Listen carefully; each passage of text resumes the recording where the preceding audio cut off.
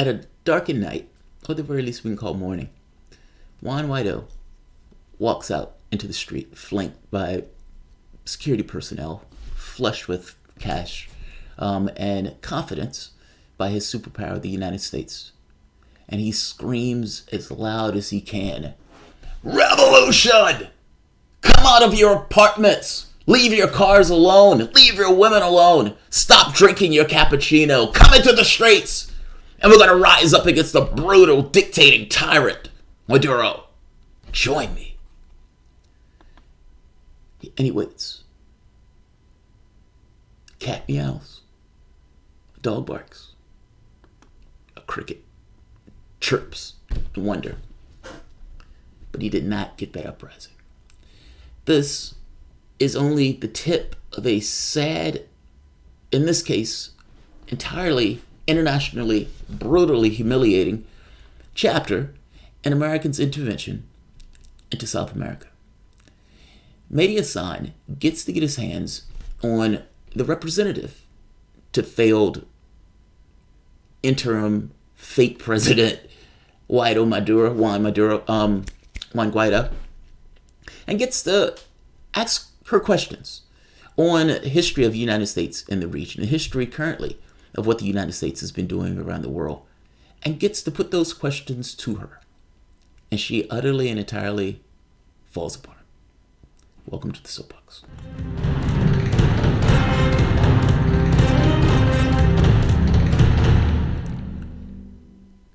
So Mehdi Hassan gets the opportunity to talk to a woman by the name of Vanessa Newman. Now, Vanessa Newman is the UK representative. I'm younger than you, but we've already... To Juan Guaido. Now, as you know, the United States and certain other submissive patsy nations throughout Europe have, for the most part, lined up behind this charade, this coup attempt. And so in some of these places, especially the UK, they allowed the representative to sit as the Venezuelan embassy. This person has to answer questions. And she gets to answer questions from Mehdi Hassan, who's extraordinarily good at asking these type of questions. Meaning, Up Front is a show that they've had multiple interviews like this, where they were just hostile, confrontational interviews. And he does a pretty good job at being a dick in an interview. And I mean that in the best of terms, meaning somewhat of an adversarial interview where the person is sitting down there with the intention of being asked difficult questions. Well, this is just an extension of that. She utterly falls apart. I call this person silly because this person is giggling through the interview, and I don't understand what's funny. There's nothing funny that's been put to her, and yet she can't stop giggling through this entire interview. It looks utterly ridiculous. She has no answers. She has zero good answers. And at one point makes the point of, I wasn't born back then. What does that have to do with the price of tea in China? It's like my memory of things beyond the time to which I was born doesn't exist. Okay. Mehdi Hassan picks this woman apart, and it is a joy to watch. Believe that a US military intervention will bring democracy or freedom or human rights to Venezuela, especially... How can you believe that a US military intervention will bring democracy or freedom or human rights to Venezuela, especially with people like Elliot Abrams and John Bolton leading the charge, especially given the abysmal history of US interventions in your part of the world, Guatemala, Chile, Argentina, Nicaragua, Honduras, El Salvador? Why on earth would you trust the US military? And by the way, that's just that alone. Like, if nothing else was taken away, and this was stopped there, and we can acknowledge that what he just said right there was true. Elliot Abrams, convicted criminal, not just convicted criminal, was out there supporting bloody dictators and death squads in South America while telling Congress that everything was perfectly going okay, even getting money for these death squads. I mean, a vicious, disgusting guy. John Bolton is a psychopath. John Bolton still thinks the war in Iraq was a good idea. And he's right now angling for another war with Iran. The man is a psychopath. But these are the people we expect. Mike Pompeo is a religious lunatic. That's the guy who's heading up. He's a religious lunatic. And we're supposed to believe that these people have the best interests of Venezuela at heart. Why? Why would you believe that? Why on earth would you believe that? That is a damning question. Let's see if she can answer that question. Let alone Donald Trump. Oh, well, first of all, times have changed. And I think even anybody who has been involved. Why is that a funny question?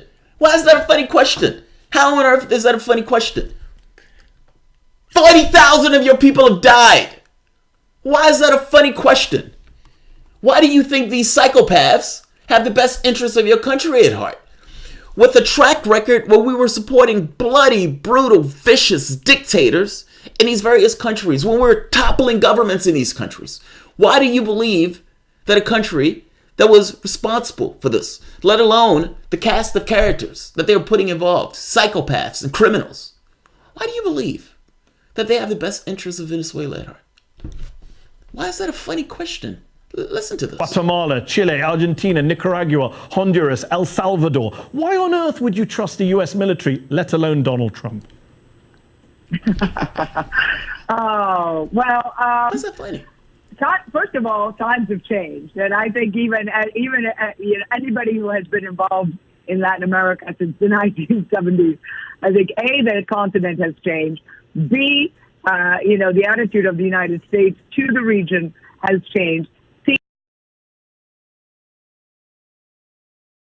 How has the attitude of the United States towards the region changed? How? How? How? That makes no sense. We've tried for the last, 20 years to take down Venezuela. We tried to do it with Chavez, and we're trying to do it now. The big difference between then and now is that we were more competent then. That's the only difference. This notion of still maintaining, especially with a Republican office, maintaining dominance in Latin America, and even with Obama, because Obama put sanctions on Chavez first. What has changed? Let's keep going. Let's see if she makes more sense. See the understanding of counterinsurgency or counterterrorist or operations or things to secure, safeguard a vulnerable population. All of those parameters and all of those understandings and methodologies have changed. What is this woman talking about? All of those methodologies and understandings have changed. What is she talking about? I mean, the last reference point that we have for that is what? Libya. What has changed? Or for the matter, Syria. If you want to say that we are less likely to use heavy military presence and instead use terrorists or people local to that particular environment and back them with money, you can say that. But Libya was somewhat of a departure if you're going to say that, because we use military force in order to blow that country to hell. They're selling slaves in Libya right now. Same thing with Syria. This counterintelligence notion, I don't know at what point are we saying we're protecting vulnerable populations. Let's even if you say Syria was purely this kind of counterintelligence thing, like where you're, paying terrorists in order to undermine the region and that type of thing. That's the same policy that we were doing in South America. Literally the same policy. Putting money and weapons into hands of really horrible people while creating certain political alliances there with the notion that when those people come to power, we'll have some level of control. I mean, I don't know what changed here. The policy that we used in Syria is literally the policy we were using in South America. But let's see what she has something else. You say times have changed, attitudes have changed, and yet the person leading the US position on Venezuela is Elliot Abrams, a man who was deeply involved in war crimes and human rights abuses in Central America during the 80s. You have John Bolton, who said recently, the Monroe Doctrine is alive and well. It's our hemisphere, he said in reference to Latin America. And of course, you have Donald Trump saying Venezuela has all that oil and they're right on our back door. Doesn't seem to have changed at all. They seem to be interested in oil and sending people with a very bad record on human rights to help you. Hey, I was too young to live through the incident that. I was too young.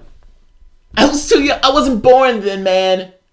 I'm not going to hold the war crimes and the criminality of John Bolton and Abrams and Pompeo against them because I wasn't around during that time, man. I'm a new person. That's an amazing dodge. I wasn't born then. So it doesn't count. That's amazing. That's amazing.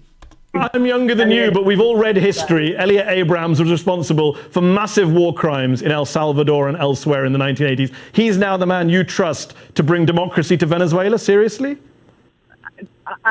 We just need to have the humanitarian aid enter, and we need to get foreign terrorist organizations out from terrorizing our own. The United States, in this point, is a terrorist organization.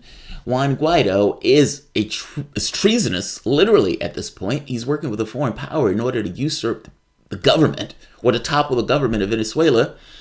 Nobody even knew who he was. Like, it's hard to get that across. At the time when he declared himself interim president, he was working in coordination with the United States to do this. In any other context, he would be arrested for treason. But in this case, arresting him would be provocation for a foreign power entering the country and toppling the government and killing a lot of people in the process of doing so. He's gone so far as to call for intervention by the United States into the country. Now, what you'll probably get are proxy forces of Colombia, so forth. And what this silly woman is missing is that if elements of the military peel off, you're going to get a civil war. And by the way, I don't call her silly because she's a woman. I would say the same thing if it was a man. This giggling through these hard and vicious questions of somebody putting to you saying, look, these guys are psychopaths. Why do you trust these psychopaths to take down your government? And she has no answer for that. She has zero answer for that. What Hassan is asking her here is dead on and completely right. This notion that I wasn't around back then, or the techniques and the tactics have changed, we can secure vulnerable populations. That stuff is nonsense. They say that about every situation. We're going in for humanitarian reasons. We have humanitarian bombs that dip and dodge, people who aren't bad guys. Think back, just over the last 20 years. At which point have these bombs been humanitarian?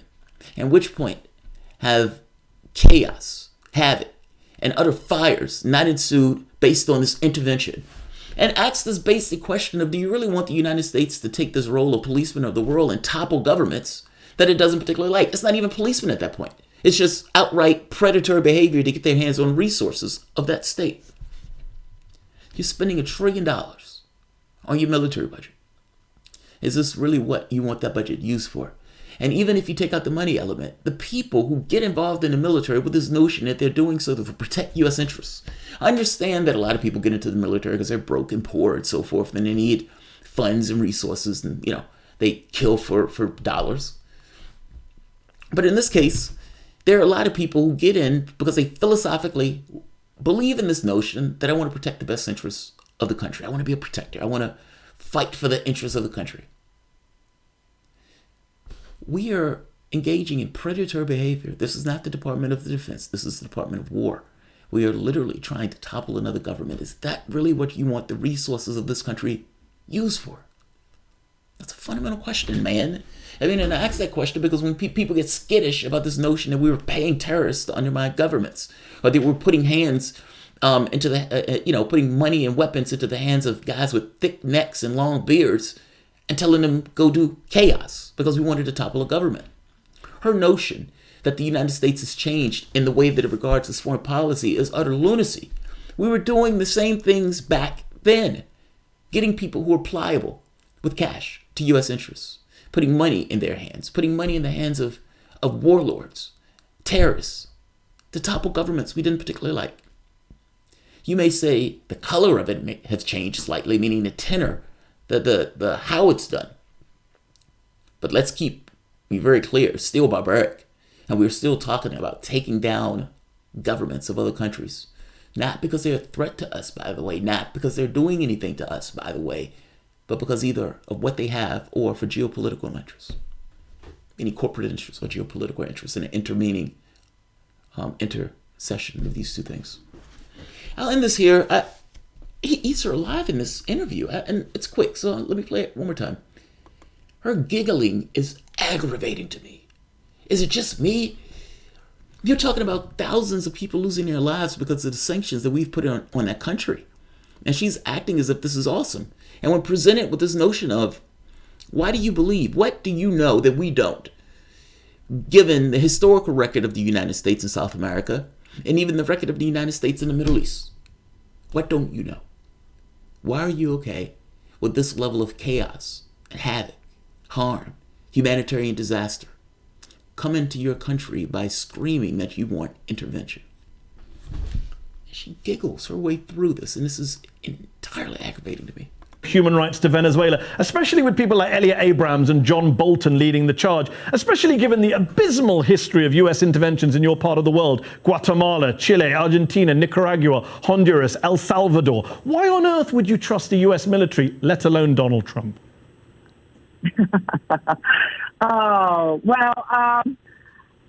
First of all, times have changed, and I think even anybody who has been involved in Latin America since the 1970s, I think A, the continent has changed.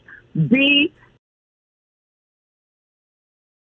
by the way, the stuff with Reagan was in the 80s. That wasn't the 70s. That was in the 80s. And if you want to say the tenor of the governments have changed, meaning they've become more self-sufficient, more self-reliant, this notion of their own individual identity, that may be true, but that doesn't necessarily mean that the United States is not exerting influence on those countries.